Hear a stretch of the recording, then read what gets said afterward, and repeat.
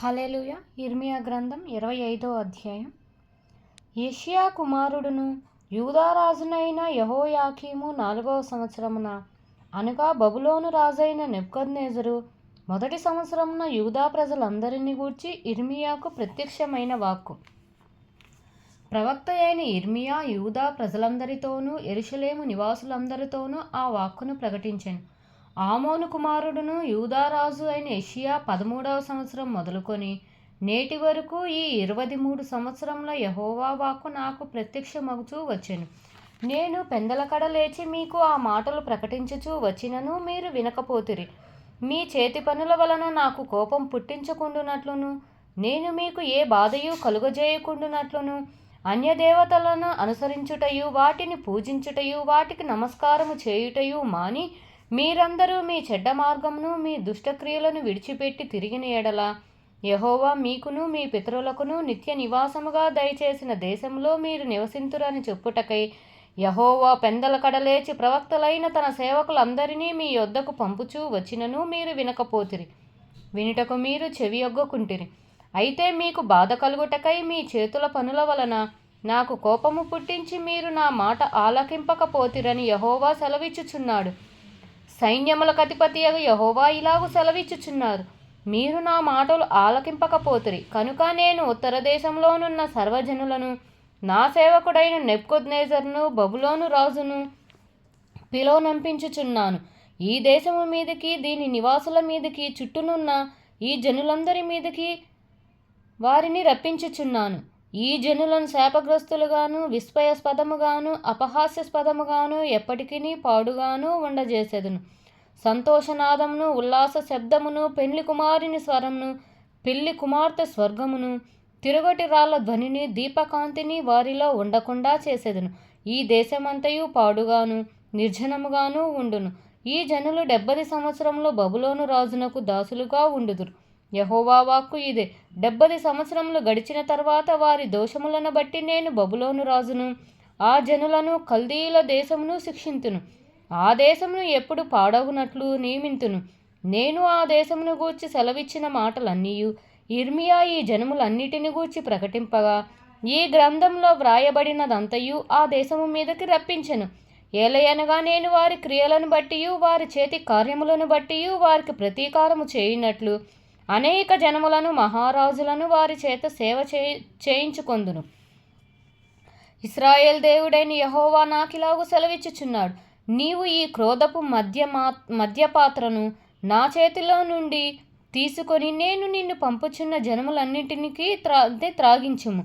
వారు దాన్ని త్రాగి సొక్కి సోలుచూ నేను వారి మీదకి పంపుచున్న ఖడ్గమును బట్టి వెర్రివాన్లగుదురు.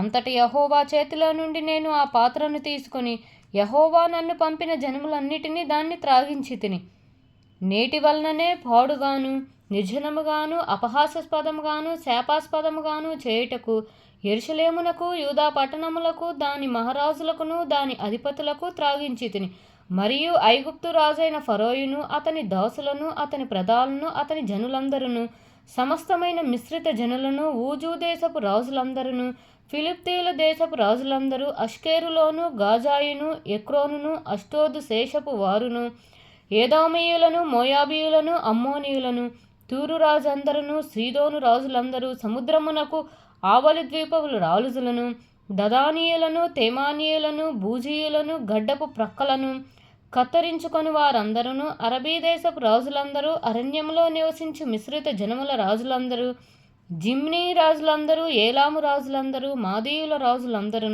సమీపమున ఉన్నవారేమి దూరమున ఉన్నవారేమి ఉత్తర దేశముల రాజులందరూ భూమి మీదున్న రాజ్యములన్నీయూ దానిలోనిది త్రాగుదురు.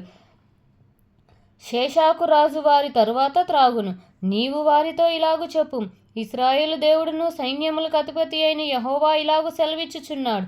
నేను మీ మీదకి పంపబో యుద్ధము చేత త్రాగి మత్తిల్లి కక్కుకొనిన వారి వలె ఉండి మీరు మరలా లేవకుండా పడుదురు.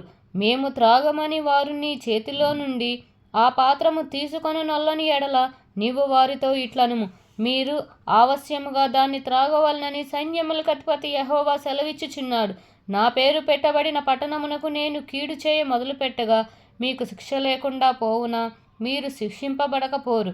భూలోక నివాసులందరి మీదకి నేను ఖడ్గము రప్పించుచున్నాను. ఇదే సైన్యములకు అధిపతియగు యెహోవా వాక్కు. కాబట్టి నీవు ఈ మాటలన్నిటినీ వారికి ప్రకటించి ఇలాగూ చెప్పవలను. ఉన్నత స్థలములలో నుండి యెహోవా గర్జించుచున్నాడు. తన పరిశుద్ధ ఆలయంలో నుండి తన స్వరమును వినిపించుచున్నాడు. తన మందమేమియు స్థలమునకు విరోధముగా గర్జించుచున్నాడు. ద్రాక్ష గానుగను త్రొక్కువారి వలె అరుచుచు ఆయన భూలోక నివాసులందరికీ విరోధముగా ఆర్భాటించుచున్నాడు. భూమి అంతం వరకు సందడి వినబడును. యెహోవా జనములలో వ్యాజమాడుచున్నాడు. శరీరులందరితో ఆయన వ్యాజమాడుచున్నాడు. ఆయన దుష్టులను ఖడ్గముకు అప్పగించుచున్నాడు. ఇదే యెహోవా వాక్కు. సైన్యములకు అధిపతియగు యెహోవా ఇలాగు సెలవిచ్చుచున్నాడు.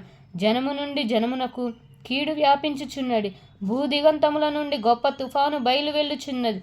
ఆ దినమున యెహోవా చేత హతులైన వారు ఈ దేశము నుండి ఆ దిశ వరకు కనబడుదురు.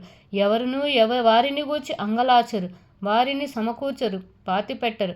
పెంటవలే వారి శవములు నేల మీద పడియుండురు. మంద కాపరులారా, గోలలెత్తుడి, మొరపెట్టుడి. మందలోని ప్రధానులారా, బూడిద చల్లుకొనుడి. మీరు మరణము నొందుటకై దినములు పూర్తి ఆయను. నేను మిమ్మల్ని చెదరగొట్టెదను. రమ్యమైన పాత్ర వలె మీరు పడుదురు.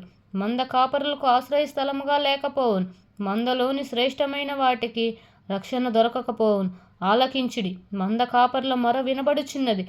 మందలోని ప్రధానుల గోల వినబడుచున్నది. యెహోవా వారి మేత భూమిని పాడు చేసి ఉన్నాడు. నెమ్మది గల మేత స్థలములు యెహోవా కోపాగ్ని చేత పాడేయును. క్రూరమైన ఖడ్గము చేతను ఆయన కోపాగ్ని చేతను వారి దేశము పాడుకాగా సింహము తన మరువును విడిచినట్లు ఆయన తన మరువును విడిచెను.